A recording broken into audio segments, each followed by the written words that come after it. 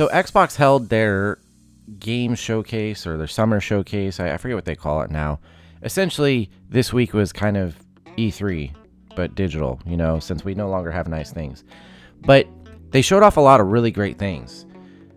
There was that new game, Clockwork Revolution, looked absolutely fantastic. At first, I thought it was something in the Dishonored universe, but it looks like it's something completely separate. Then you had a Nemo, which I'm really excited for. It's an open world monster catching game, free to play, and it launches in 2026. There was Super Meat Boy. I've never been interested really in the platformer, like the 2D Super Meat Boy, but they have a 3D one coming out that actually looks really fantastic. There was a ton of games across the board that all actually looked really legit, like games that I want to play. Many of them coming to Game Pass as well. Also, throughout the week, there was some really good stuff. There's a new game from the series called The Expanse, and at first I thought, okay, well, it's one of these licensed sci-fi series games, so it's probably going to be like a Telltale type BS, where it's just like a walking sim or a point and click thing. Nope, it's a legit action RPG, and it looks really good. Gameplay looks awesome. Like, I was kind of surprised, honestly. So The Expanse is a fantastic television series that was started out on Sci-Fi and I think finished its run on Amazon. If you haven't checked it out and you're into that kind of thing, you should. And then the game. Actually, you probably play the game separate anyways. But so really great showcase. They even mentioned the fact that coming in 2026, we of course have Gears of War E-Day. We have new Fable. We have Forza as well. I'm pretty sure it's a new Forza Motorsport Forza Horizon. Since the last one was a few years ago now. There's good things to look forward to when it comes to Xbox and games in general, which is kind of crazy. The one thing that was interesting that did get shown off, and it's coming this holiday, is the Asus ROG or Rogue, whatever you want to call it, Xbox Ally. People have been begging for a handheld Xbox device for 20 years, like since the original. You've always had Nintendo dominate the handheld space. You had Sony do the PlayStation Portable and the Vita, and there's rumor they may be even coming back. And I don't know, I guess that's what kind of worries me, is Sony. I'm sorry, like, I don't like Sony as a brand, as a company, and as a hardware maker when it comes to the PlayStation. But they made fantastic portable devices that fit like what it is I feel like you really want from a portable device. Like truly portable, fits in your pocket, plays games that look good and feel good. And it was just cool. The Rogue Xbox Ally is essentially like a competitor to something like the Steam Deck or Switch, but it has Xbox integration and has full access to like the Steam Store, GOG, not Blizzard, Battle.net, Epic Game Store, all the stuff you can get on PC, because it is essentially a handheld Windows 11 PC, but it has an Xbox like layer over it. You can you jump right into that, and it's a user interface designed for Xbox gaming, and it aggregates your stuff from these other things. It has full PC features, I'm sure browsers and all that kind of stuff, applications, and Discord, all that sort of thing.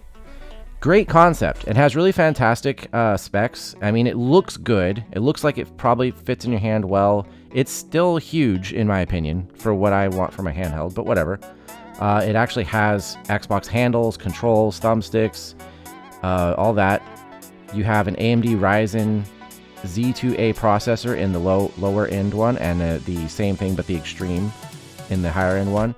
Lower end has 16 gigabytes of RAM and 512 gigabytes SSD, and the higher end has a 24 gigabytes of RAM and a 1 terabyte SSD. 1080p 7-inch screen, IPS, 500 nits, 120 hertz refresh rate, all the ports you can need, blah, blah, blah, blah, blah. Sounds really great.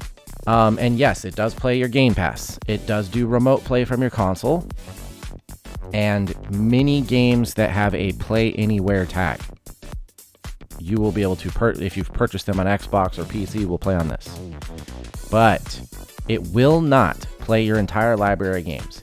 This was an argument I got into with people on Twitter yesterday because they want to be stupid. But it literally says in the description on the YouTube video and on the website that these games, it's the Play Anywhere games. Now, yes, that's 1,000+ games.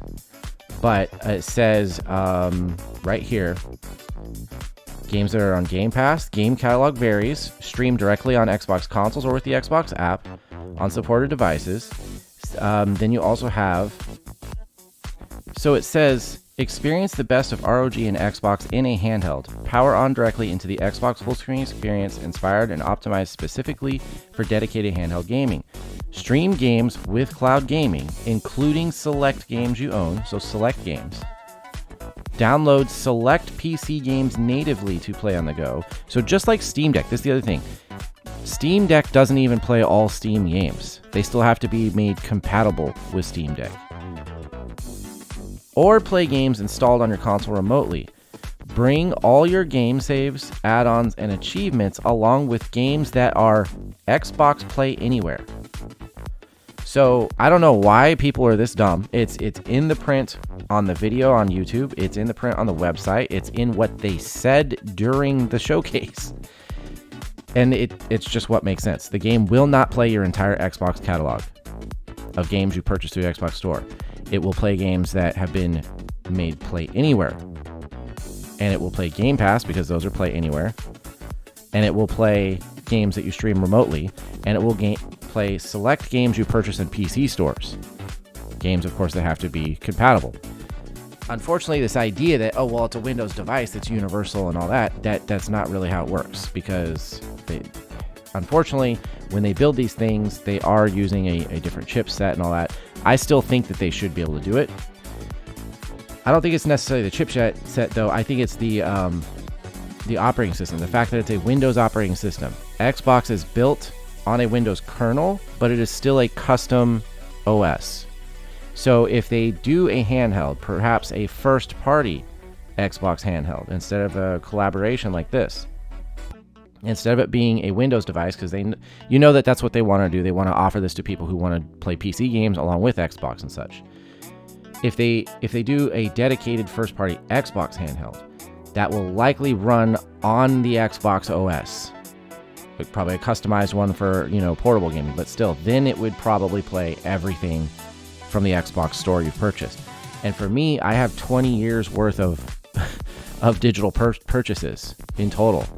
And I'm not ready to give up access to that stuff. I feel like if I'm going to pay $500 to $1,000 for a handheld, it needs to be able to replace my console gaming experience. Possibly even be able to plug into the TV, so that I can do that too. And if I'm going to do that, I need to have full access to everything I own. It's all right there. It's simple stuff. People understand it. And it's fine. The device is fantastic. Great specs. The features are great. But you just have to keep that in mind regarding it. And that's also a reason why I won't be buying it.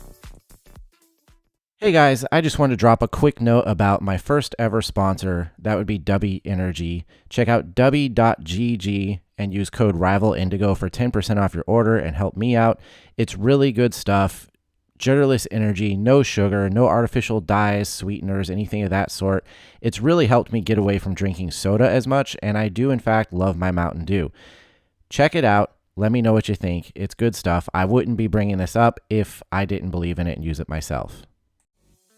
So, just a general box office update, just because I'm invested in this when it comes to Mission Impossible, and honestly, there are a few good movies that are out now and are doing well. Ballerina did come out this weekend. It came in number 2, about $25 million in the US. It did a little bit more overseas. Of course, Lilo and Stitch was number 1, still chugging along there as the top box office movie. Mission Impossible had a respectable third weekend. It dropped to number 3.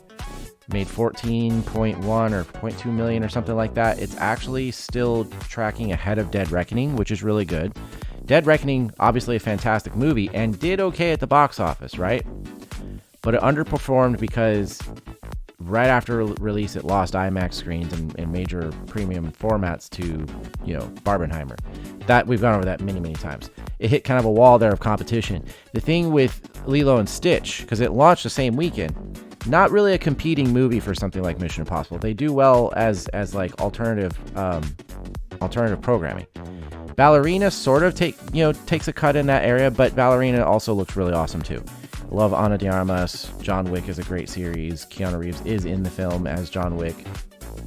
And then, Tom Cruise is out there promoting everybody. That's one of the things I really respect about him is he wants the entire industry and box office to do well. So Mission Impossible, though, it did what it did here in the U.S. It did, I can't remember, it was like another 38 something, or it did pretty well overseas again, right? Number one in China again. It's going to continue to do well there. But in total, the box office haul now is like 451 million, which is really good. Again, tracking ahead of Dead Reckoning, and it is actually beyond the projected budget level at this point, which is great. 3 weeks in. Think about that. 3 weeks in, and this movie has made 450 million. It's the 8th film in a franchise with a 62-year-old lead actor, you know, and it's a 30-year-old franchise. So like, there's many reasons why you could have like fatigue for this franchise, and it's just really not there. These last 3 films have been huge, not just in like money wise, but like people know about it, and it's more so just people want something to root for, and they're rooting for this, and so some of those people are going out and seeing it. And it's also encouraging people in general to go to the movies. I guarantee you a lot of the people who went and seen Ballerina are people that went to see Mission Impossible, and they were like, man, that was really good.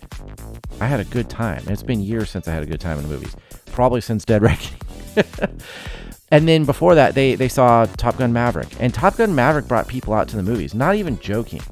Anecdotally and like, you know, survey-wise, there were people who had not been to the movies not only in years, but some of them decades. Had little interest whatsoever. That's why it made him $1.5 billion. I don't think Paramount is sweating much about the totals for Mission Impossible: The Final Reckoning. It's going to do just fine.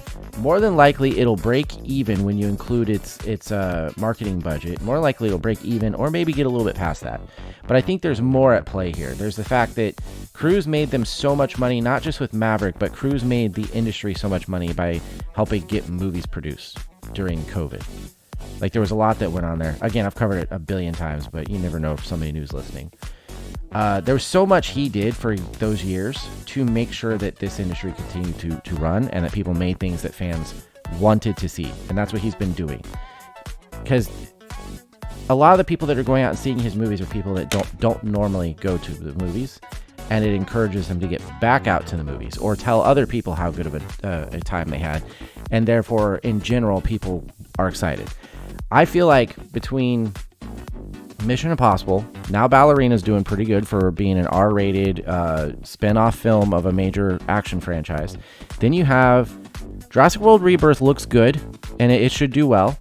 Then you have down the road a little bit further, you got F1. Well, not too far. That's actually just the end of June here. F1 looks fantastic. That's Joseph Kosinski, the director of Top Gun Maverick. So now he's in that like line of let's do things legit, and they did.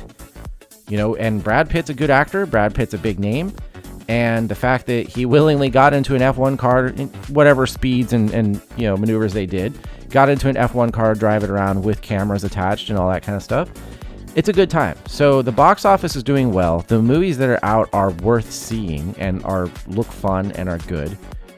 Like good experiences for people. And I feel like we're going to have a pretty decent summer when it comes to the movies. So Florida has become the hockey state. The Tampa Bay Lightning and Florida Panthers have won the last 6 Eastern Conference finals. So the state of Florida has represented the Eastern Conference and the NHL championship for the last 6 years. In 2020 and 2021, the Tampa Bay Lightning won back-to-back championships, one of which was against Montreal, so the Canadian team.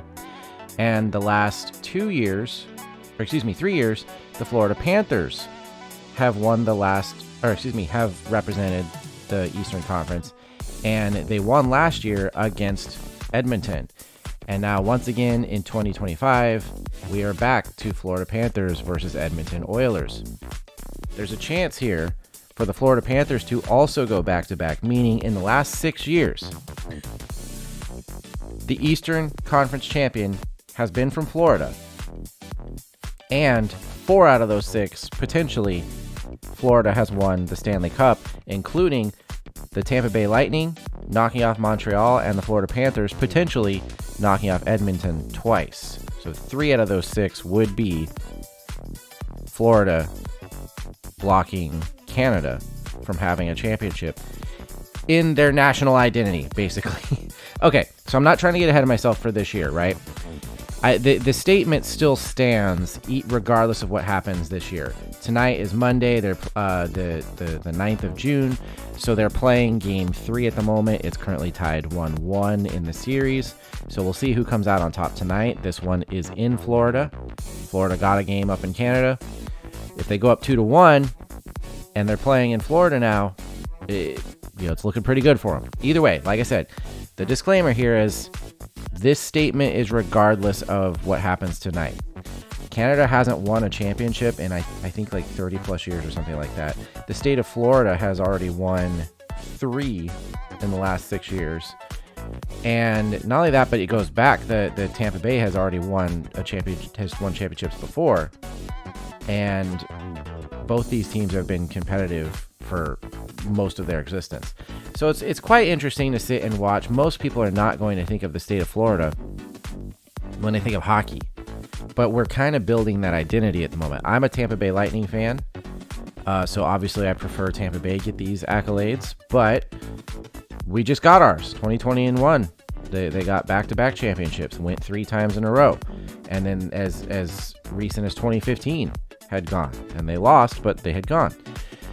So, the state of Florida has not won a whole bunch of championships when it comes to, say, professional football.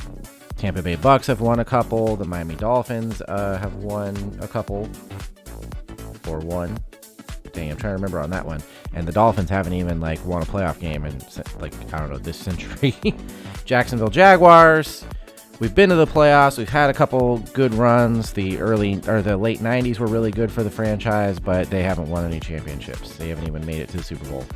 Then you go to basketball. It's a little bit different. The Miami Heat have been champions multiple times, have been one of the top teams for decades. But then you go to hockey, and like most people, when they think of hockey, they're going to think, again, hockey is like a Canadian thing. Or you're going to think of some of the other major franchises, the Philadelphia Flyers, for instance, the New York Rangers, Washington Capitals, Pittsburgh Pirates. There's so many other teams, that people are going to think of, the Blackhawks, when you think of hockey. So it is really nice to actually have entered an era where the state of Florida is kind of dominating the sport. Again, we still got to see what happens tonight and for the rest of this series. If they win tonight, I feel like it looks pretty good for them. Whether they win or lose, it doesn't matter.